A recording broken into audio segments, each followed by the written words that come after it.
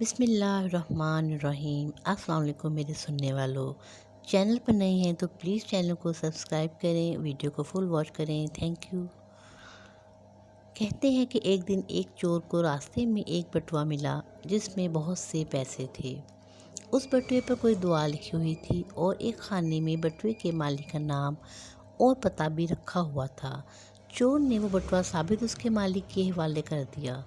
اس شخص نے چور سے پوچھا کہ تم آرام سے یہ پیسے رکھ سکتے تھے، واپس کیسے کر دیے؟ چور نے جواب دیا، آپ نے بٹوے میں جو دعا لکھوائی ہے اس عقیدے پر لکھوائی ہوگی کہ اگر یہ کھو جائے تو اس دعا کی برکت سے آپ کو واپس مل جائے۔ میں چور ضرور ہوں لیکن صرف مال و دولت کا، کسی کا عقیدہ چوری نہیں کر سکتا۔ اگر میں آپ کا بٹوا واپس نہ کرتا اور آپ کا اعتقاد اس دعا پر کمزور پڑ جاتا تو تب میں آپ کے ایمان کا چور ہوتا، اور یہ مال و دولت کی چوری سے 1000 گنا بڑا گناہ ہے۔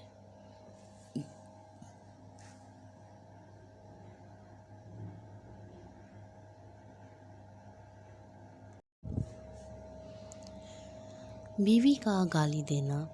اکثر مرد اس بات کا شکوہ کرتے ہیں کہ بیوی آگے سے زبان چلاتی ہے، لیکن بعض اوقات شوہر خود ہی بیوی کو بدتمیزی پر مجبور کر دیتا ہے جب وہ اس کے والدین یا گھر والوں کو گالی دیتا ہے۔ ایک عورت اپنی ذات کے بارے میں سب کچھ سن کر برداشت کر لیتی ہے، لیکن جب اس کے والدین یا گھر والوں کو گالی دی جائے تو آگے سے بولنے پر مجبور ہو جاتی ہے۔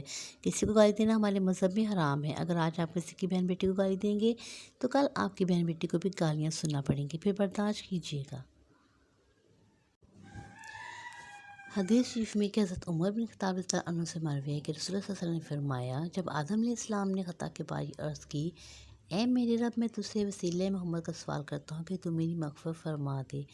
اللہ تعالیٰ نے فرمایا، اے آدم، تو نے محمد کو کیسے پہچانا کہ میں نے انہیں پیدا بھی نہیں کیا ہے؟ عرض کیا کہ اے رب، جب تو نے مجھے پیدا کیا اور میرے اندر اپنی طرف سے روح پھونکی تو میں نے اپنا سر اٹھایا تو میں نے عرش کے پائے پر لکھا ہوا دیکھا، لا الہ الا اللہ محمد رسول اللہ، تو میں نے جان لیا کہ تو نے اپنے نام کے ساتھ اپنی محبوب مخلوق کا نام ملا لیا ہے۔ تو اللہ تعالیٰ نے فرمایا، اے آدم، تو نے سچ کہا، وہ میرے نزدیک تمام مخلوقات میں سب سے زیادہ محبوب ہے۔ جب تو نے ان کے توسط سے سوال کیا ہے تو میں نے تیری مغفرت کر دی۔ اگر محمد نہ ہوتے تو میں تجھ کو پیدا نہ کرتا۔ ابی حاتم ہے کہ ایک انصاری کے صحابی نے ملک الموت کو دیکھ کر رسول اللہ صلی اللہ علیہ وسلم نے فرمایا، ملک الموت میرے صحابی رضی اللہ عنہ کے ساتھ آسانی کیجیے۔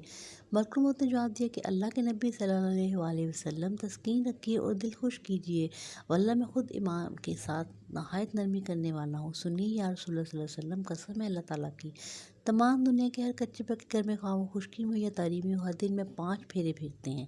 ہر چھوٹے بڑے کو میں اس سے بھی زیادہ جانتا ہوں جتنا وہ خود اپنے آپ کو جانتا ہے۔ یا رسول اللہ صلی اللہ علیہ وسلم، یقین مانیے میں تو ایک مچھر کی جان قبض کرنے کی بھی قدرت نہیں رکھتا جب تک کہ مجھے اللہ تعالیٰ کا حکم نہ ہو جائے۔